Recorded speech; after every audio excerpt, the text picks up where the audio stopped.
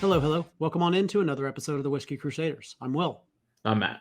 On today's episode, we're talking about Fraser and Thompson's North American whiskey. Don't you forget to hit that like and subscribe button, click that notification bell. Matt, you want to tell me some more about this particular bottle? I do. So we just talked about Chris Stapleton's. This is Michael Buble's. This is Fraser and Thompson, North American whiskey. So, of course, 5-time Grammy winner Michael Buble created this one here with Paul Cirka, who owns a small distillery up in Montreal, which is another place called Canada. So they created the world's first North American whiskey, as they call it. Now, obviously, no, that can't possibly be true because it's not the first time we mixed Canadian whiskey and American, but it's the first time they ever put it on a label. So good job, guys. So I find that entertaining. So why is it called Fraser and Thompson? Apparently, it's named for a place that when he grew up in the mountains of British Columbia in the Cascade Mountains, or Two Rivers meet in the British Columbia, called the Fraser and the Thompson Rivers. So his grandfather would take him there as a child. Him and his sister would hike up the mountains, go meet there. It was really cool. So I think that's pretty neat. Apparently, his grandfather was well known for making Italian wine and grappa there in the neighborhood, and they would come over and try it and drink it. Good stuff. So they said, well, I guess his grandfather was his favorite person in the world. I said, why didn't you make wine? So I don't really like wine, but I really like whiskey. So that's what he did because that was a place he went as a kid. So I'm like, that's cool. So they got some pretty funny marketing, rather entertaining website. But, you know, it is. I guess it took him 3 years together with Paul Cirka to do this. He's like, so we actually got to spend some time with him. So I do appreciate that he really took the effort. In fact, he went so far to the point to actually, the brand was very small, the distillery. So he bought actually the distillery, bought the brand, got with some other people. His friend was a hockey team with him. They got together and his manager decided to buy out the entire brand. So they own this place, which is cool. So now they make it up there and they bring, so it's actually a interesting product that it's 92% Canadian whiskey, 8% Kentucky bourbon. They bring down to Heaven Hill and Heaven Hill bottles it for them. So that's kind of cool that they got together with them. It's marketed by WES Brands, also does Mark Wahlberg's, of course, the Flecha Azul Tequila. So fun times with that.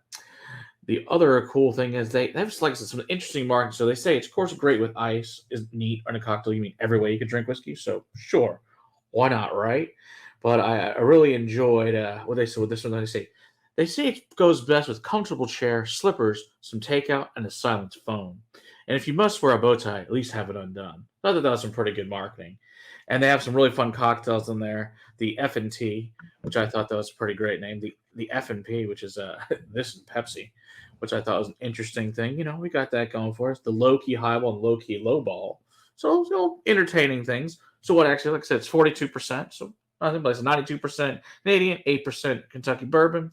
It's distilled and bottled for the Two Rivers Distilling Company in Bardstown. Like I said, it's really made in Montreal with a little bit of that blended in there. Now, the cool thing on the label is to put his birthday here is this 9975, which is the batch number.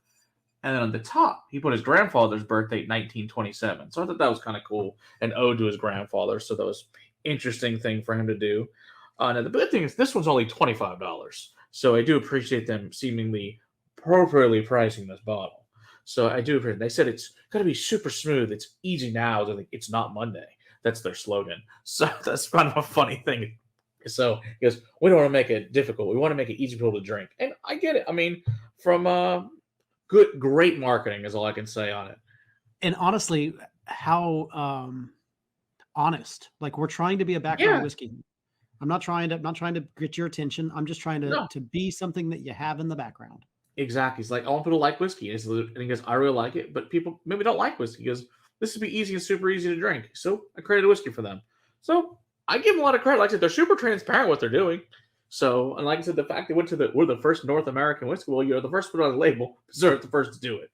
So, you know, but I give you good kudos for trying though. I tell you what, this smells more like bourbon than the Traveler. Yeah. So now it makes me wonder on the other one that this is 8% bourbon.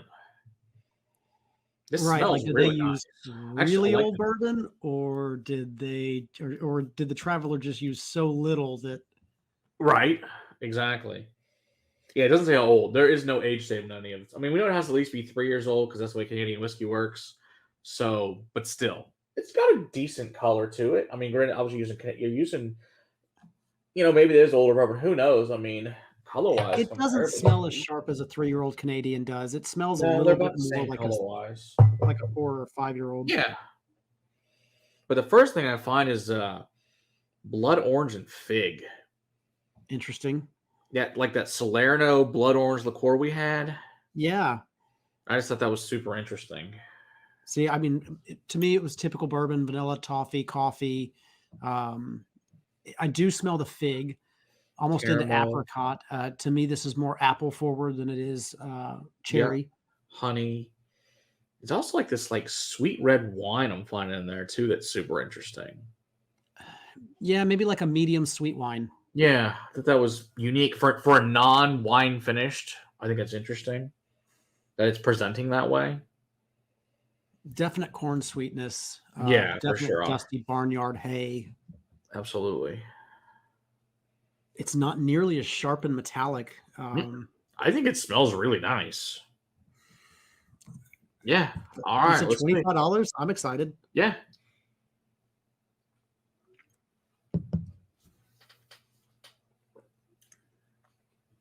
Tastes good too. Not bad at all. Maple syrupy. I mean, it is Canada, so not a surprise. It's caramel, thick and oily. What is my proof point? What is my this ABV? is only 84, which tastes way thicker than that one, than the Traveler. I think this is Wow. significantly better product. Oh, it's thick and viscous across the palate. It's got a nice, long, lingering finish. It's still going. Caramel, butterscotch, nice vanilla, nutmeg, a little cinnamon there, black pepper, sea salt, some saltwater taffy. That's quite we nice. don't usually talk a lot about price, but for $25, this is a win. Yeah, I think it's way better than the Traveler. And $15 cheaper. After trying them back to back, I'm not going to disagree with you at all. I think you're right, Matt. I think this is better than that. Yeah, so good job, Michael Buble. I think that's pretty awesome. You're pretty involved in this, and like I said, love the marketing. There's a great little commercial on there. It's like, I'll have an F&T. I think that's great. He's like, what? Yeah, F&T. Which is really this, and so Fraser and Thompson mixed with some tea. So I thought that was pretty funny. That's kind of fun. So yeah, it's fun. I think this is nice. I mean, it's nice by itself. I'm sure it's probably great in cocktails, like they said it is. I mean, I'm not sad about this at $25 at all. I think this is a win. Yeah, and honestly, it's got enough flavor that it's probably going to carry through to cocktails fairly well. Yeah, exactly. So good job.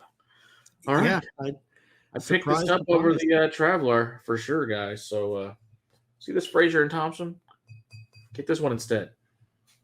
Yeah. That's what I have to say about that. Fair enough, man. Don't forget to hit that like and subscribe button, especially if you found our information useful. We go live every Monday night, deep diving into a whiskey topic. We've got a Patreon page if you'd like to help us out financially. But until next time, keep on crusading for better whiskey in your glass. Cheers. We've only done 1,000 videos at this point.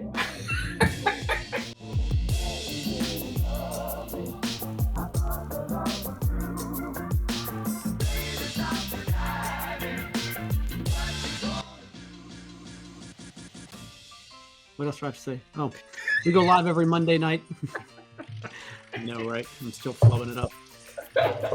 I might make me an F&T in just a second because I got some tea over here that I've already poured. Yeah, probably pretty tasty. I might just use the rest of that for. Yeah, I figured I'd give you a bunch of this because that's like, oh, that's pretty fucking good.